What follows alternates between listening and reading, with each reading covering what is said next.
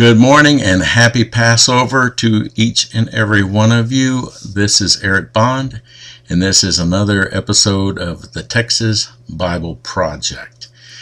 I'm going to call this one Twinkling of an Eye, and so what we're talking about here is the rapture. This is going to be part historical and part scriptural. Let's start with the historical part, where this came from. Back in 1827, a gentleman by the name of John Darby fell off his horse and got hurt and had to recuperate. And during his recuperation, he came up with what he called fresh truth, a brand new revelation to him and to him alone. And he called it the secret rapture of the church. The secret rapture of the church got this gentleman thrown out of the Church of Ireland. They banned him, and he hooked up with a group of individuals called the Brethren. So the Brethren, they had this rapture as their linchpin of all their preaching and all their services. The problem is that this theory has gotten into the modern day church. Let's talk about some other things that Mr. Darby held. Number one, Jews will not go to heaven.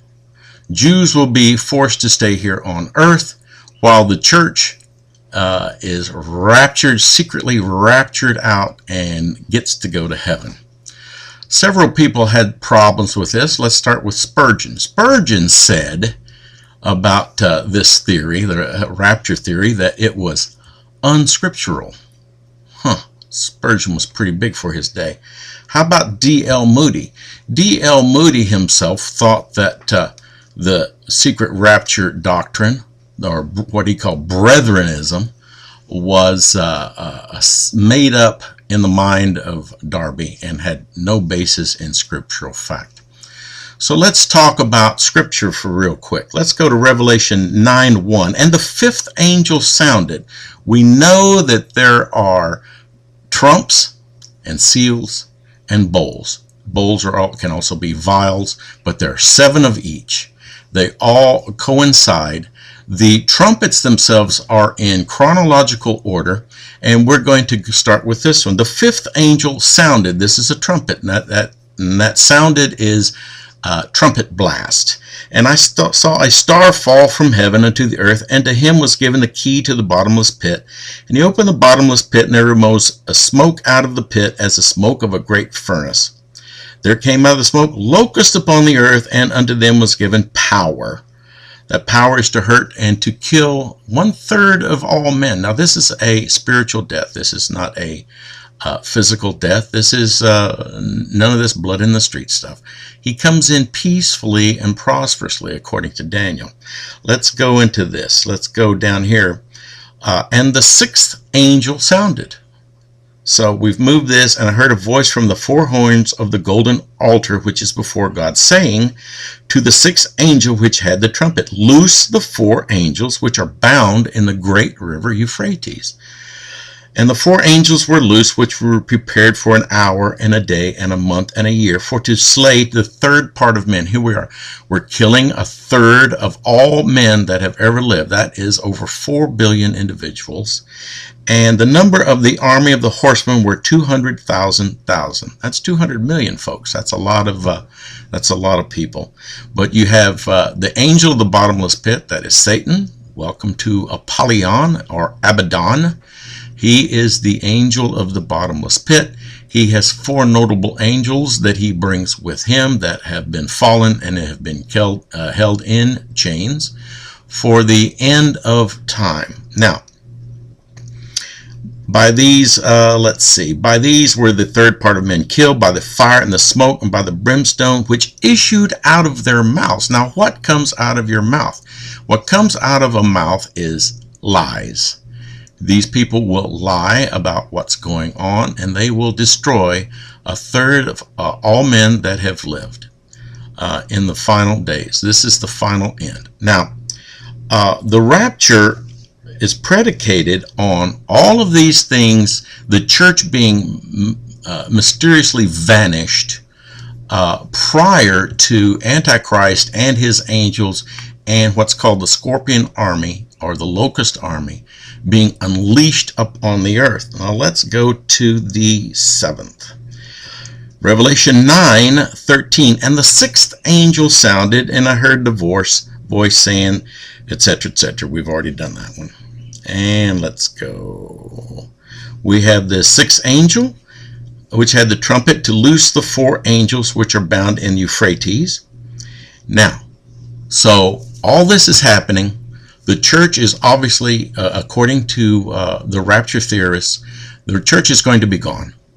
That would have had to happen in the early part of the 5th trumpet for them to be gone, because the 6th comes, that is Antichrist, comes to the earth, and the 6th trumpet, and he now runs the Babylon system, the New World Order, the whole earth.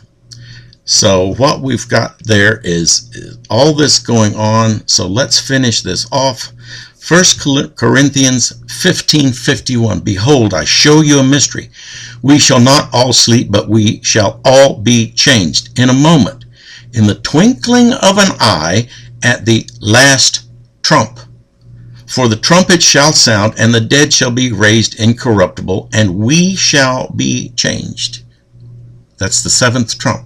This is Jesus returning to earth, and the change happening at the 7th trump.